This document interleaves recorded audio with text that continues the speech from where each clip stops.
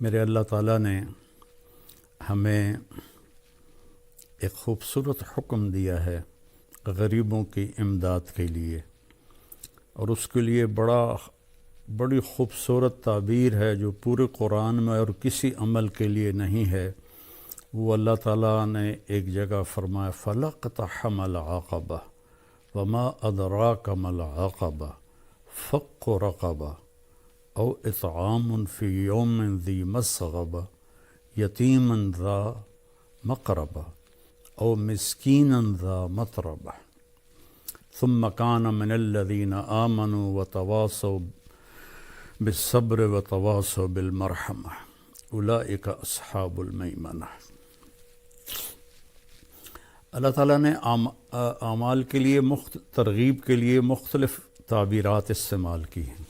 یہ بالکل انوکھی تعبیر ہے مال کو خرچ کرنے کے لیے کہ کیوں نہ گھاٹی کو اس نے کیوں نہ کودا وہ گھاٹی پر میں۔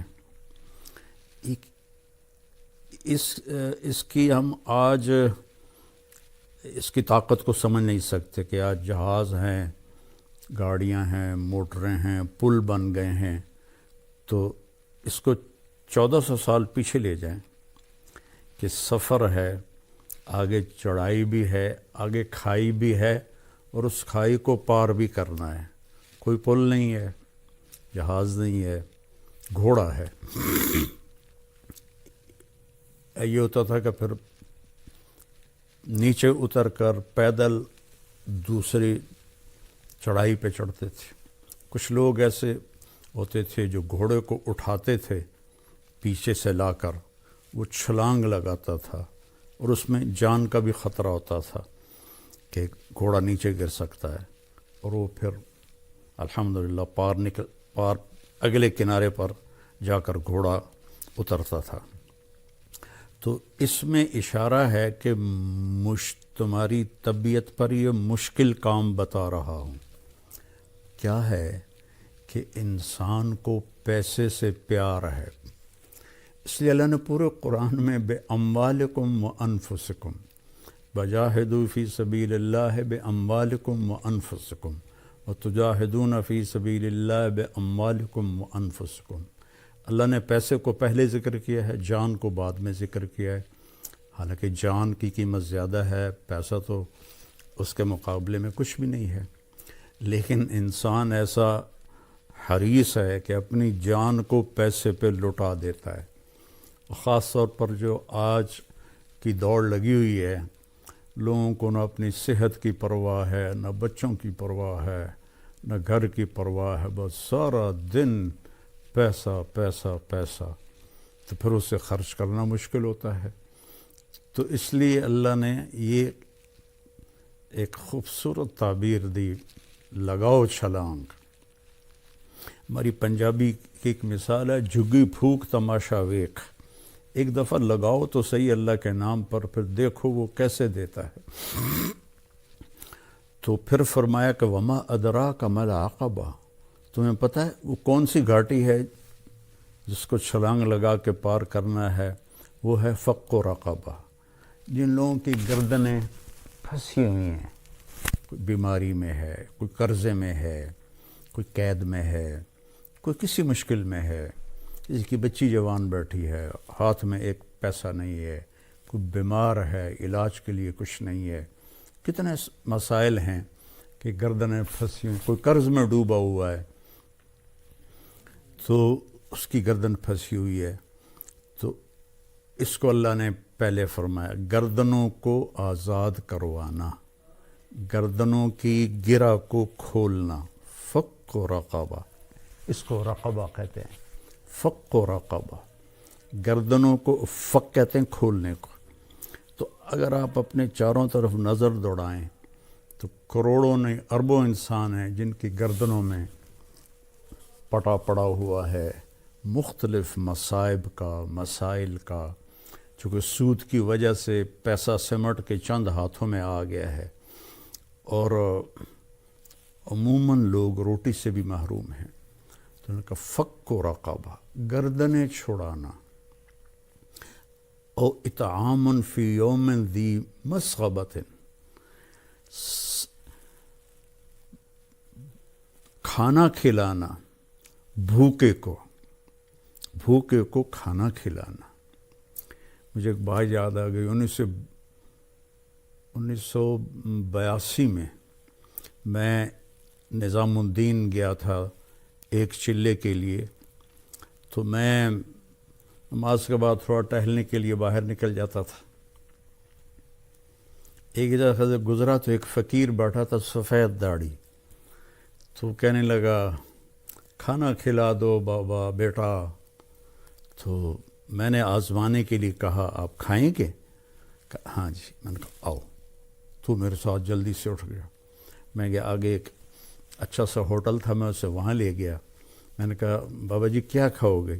کہنے لگا بریانی کھاؤں گا۔ تو میں نے بریانی کا آرڈر دیا، ایک بڑی پلیٹ آئی، اس پر ایسے ٹوٹ کے پڑا۔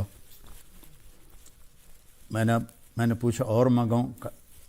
میں نے ایک پلیٹ اور منگوائی، پھر اس نے وہ ایسے ایسے ایسے ایسے ایسے ایسے کھا، جب وہ کھا کے اس نے سر اوپر کر کے کہا الحمدللہ بیٹا آج 3 دن کے بعد کھایا ہے۔ اور ایسے پتہ نہیں کتنے پڑے ہوئے، بھوکوں کو کھانا کھلانا۔ یتیم ذا مقربہ، یتیم بھی ہے رشتہ دار بھی ہے، اس پہ خرچ کرنا۔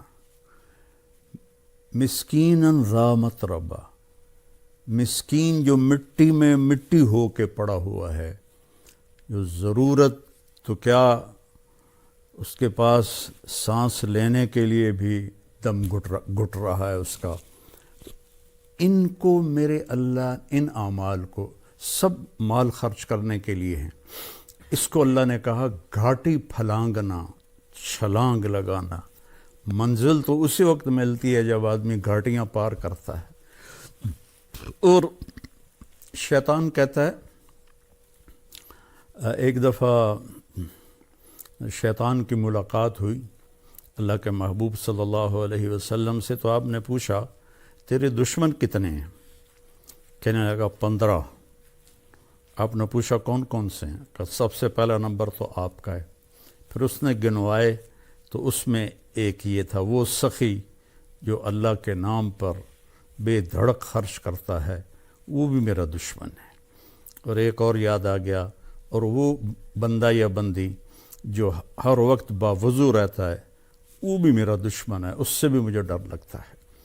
اور شیطان نے کہا کہ میں سخی نافرمان سے ڈرتا ہوں اور بخیل عبادت گزار سے نہیں ڈرتا، کہ مجھے ڈر ہوتا ہے کہ اس کی سخاوت اسے جنت میں لے جائے گی، اور یہ جتنے بھی سجدے کر رہا ہے اس کا بخل اسے جہنم میں لے جائے گا۔ تو اللہ کے نام پہ خرچ کرنا، وما تقدموا لانفسکم من خیر تجدوہ عند اللہ وخیرا واعظم اجرا، جو میرے نام پہ خرچ کرو گے کل قیامت کے دن مجھ سے لے لینا۔ اس ایک حدیث بھی یاد آ گئی بڑے مدت کے بعد، یا ابن آدم افرق من کنزک عندی لا غرقا ولا حرقا ولا سرقا اوفیکہ یوم تکون احوج الیہ۔ میرے بندے اپنا مال میرے خزانے، میرے بینک میں جمع کرا دے۔ آج کی زبان میں ترجمہ کروں، اپنا مال میرے بینک میں جمع کرا دے، نہ یہ کرپٹ ہوتا ہے، نہ یہ ڈوبتا ہے، نہ یہ جلتا ہے، نہ اسے آگ لگتی ہے، نہ یہ پانی میں ڈوبتا ہے، اور نہ یہ ناکام ہوتا ہے، بلکہ تیرا مال میرے پاس آ کے ملٹی پلائی ہوتا رہتا ہے، اور جس دن تو قیامت کے دن محتاج ہوگا سارا تجھے واپس کروں گا جنت کی شکل میں۔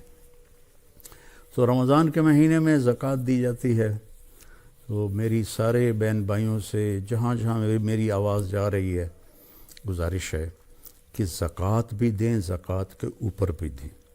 اللہ کے فضل و کرم سے میں پچھلے 40 سال سے لوگوں میں اپنی ہمت کے مطابق مال تقسیم کرتا رہا۔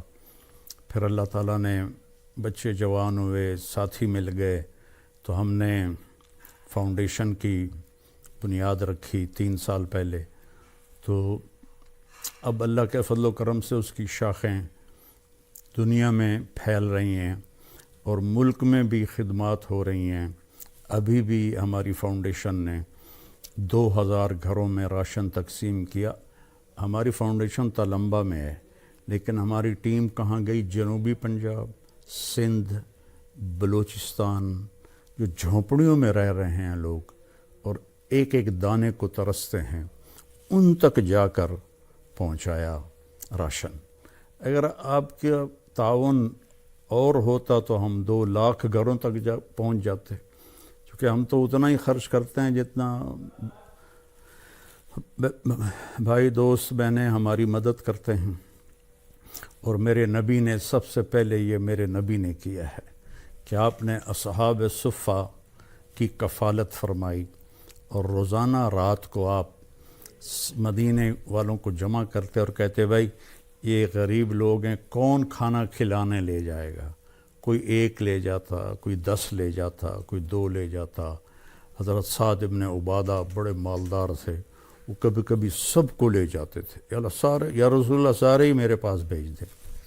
تو یہ روزانہ کی آپ کی رفاہی محنت تھی غریب لوگوں کے لیے۔ اور یمن کے لوگ آئے تو ان کے چہرے کی کھال پھٹی ہوئی خشکی کی وجہ سے، تو آپ لرز گئے اور آپ نے فوراً جمع کیا مدینے والوں کو اور ان کے لیے چندہ مانگا۔ تو یہ میں اپنے لیے تو میرے مدرسے پچھلے کتنے سالوں سے اللہ مجھ سے کام لے رہا ہے، میں نے کبھی اس طرح بیٹھ کے مدرسوں کے لیے چندہ نہیں مانگا، لیکن جب سے یہ غریبوں کی دعائیں سنی اور ان کی ضرورتوں کو پورا ہوتے دیکھا۔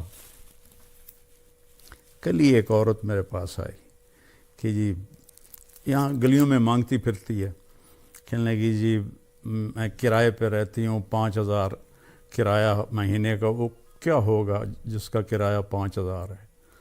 تو 3 مہینے سے کرایہ نہیں دیا اور اب مالک مکان نے کہا کہ گھر خالی کر دے، میں بیوہ ہوں، میرے پاس کچھ بھی نہیں، تو میرا 3 مہینے کا کرایہ دے دو۔ تو میرے آنسو نکل آئے، میں نے 15,000 اس کو پکڑایا تو وہ میرے پاؤں میں گر گئی، حالانکہ 15,000 کیا چیز ہے، وہ میرے پاؤں میں گر گئی۔ ایسے کروڑوں لوگ ہیں اور اللہ ہمیں توفیق دے رہا ہے، ہم غزہ بھی پہنچا رہے ہیں، اللہ کے فضل و کرم سے ہمارا لنک بن گیا ہے، وہاں بھی ہماری امداد جا رہی ہے، اور ساتھی ہمیں وہ غزہ کے نام پر بھی تعاون کر رہے ہیں، اور یہاں جو ہماری فاؤنڈیشن ہے اس کے لیے بھی تعاون کی میں درخواست کروں گا۔ کینیڈا میں بھی ہمارا دفتر ہے، کینیڈا والے وہاں جمع کرا دیں، پاکستان والے ہمارے تلمبے میں دفتر ہے وہاں جمع کرائیں، اور کھل کے جمع کرائیں۔ یہ سارا آپ کا مال ہے جو آخرت میں آپ کے لیے جمع ہو رہا ہے۔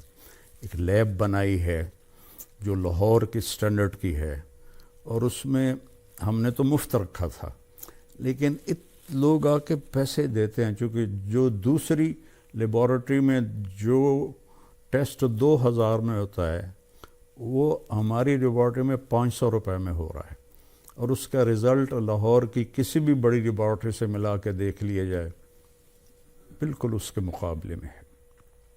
تو یہ آپ لوگوں کے تعاون سے ہی ہے۔ میرے نبی نے غریبوں کے لیے چندہ مانگا، تو میں بھی آپ سے اپیل کرتا ہوں کہ آپ ہماری فاؤنڈیشن کی مدد فرمائیں، زکوٰۃ بھی ہو، زکوٰۃ کے اوپر بھی ہو، صدقات بھی ہوں، نفلی بھی ہوں، فرض بھی ہوں، تو یہ سب آپ کے کھاتے میں جمع ہو جائے گا۔